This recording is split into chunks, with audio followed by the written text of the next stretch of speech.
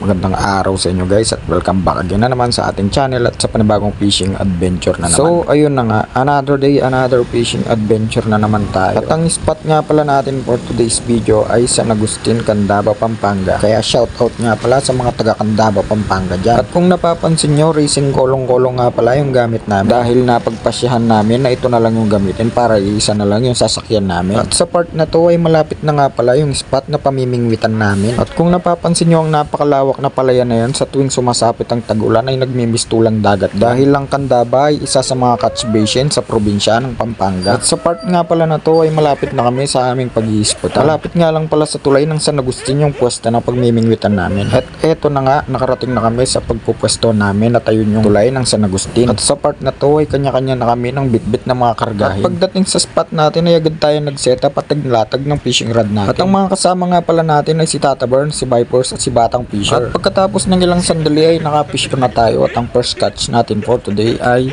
hito. At syempre si Batang Fisher hindi magpapatalo kaya nakafish on siya ng tilapia. At maya maya pa ay si Vipers naman yung nagpakitang gilas. Medyo malapad nga pala yung tilapia na nadali niya. At muntik pang kumawala dahil natanggal ito sa pagkakataga. At pagkatapos nga pala ulit ng ilang sandali ay nakafish na naman tayo ng tilapia. At sa part na to ay medyo nainip yata si Tata Burn kaya kumuha siya ng energy drink. At habang sinesetup ko nga pala dito yung ating cellphone ay meron naman kumagat sa ating pamingwit. At ang nahuli natin ay walang kamatayang tilapia. Good morning mga idol. Quality at good size nga pala yung nahuli natin. Tignan nyo naman. Malinis at matataba yung tilapia na nahuhuli natin dito sa ilog. At maya maya pa ay si Batang Fisher naman ang nagpakitang gilas. Medyo lumalaban nga pala nung nire-retrieve niya yung fishing rod. At sa part na to, pagangat ni Batang Fisher, good size yung kanyang nahuling hito. At medyo maputi-puti ito.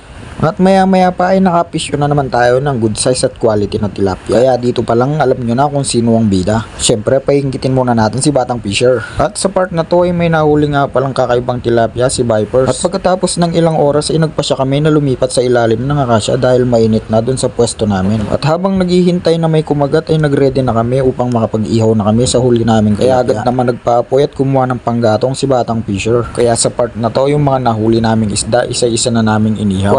At magaganda nga pala yung size ng mga nahuli naming tilapia. Napakasarap sa pakiramdam at napakasaya maka-experience ng mga ganitong bagay. Dahil sa pagpipishing ay nakakalimutan mo yung stress at yung mga problema mo. At habang nag-iihaw nga pala kami ni Batang Fisher ay nakafish on naman si Tata Burn. At sa part na to ay naluto at sama-sama na kaming kumain dito sa ilalim ng akasya. Napakasarap at napakasaya. At pagkatapos nga pala namin kumain ay may napansin akong mga red berries dito.